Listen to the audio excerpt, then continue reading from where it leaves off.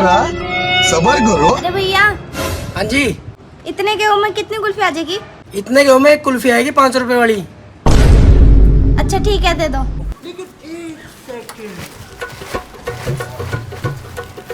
और अभी तो रुको, क्लाइमैक्स अभी बाकी है।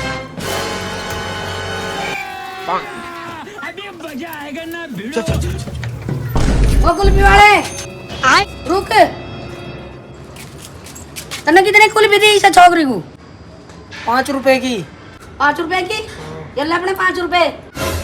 कितनी गेहूं लाई थी? कट्टे में लाई थी। रामजादे, कट्टा भर के गेहूं ले रहा, 5 रुपए कुल्फी दे रहा।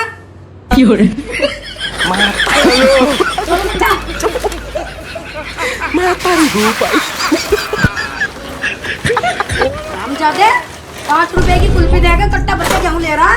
पकड़ अपना कट्टा।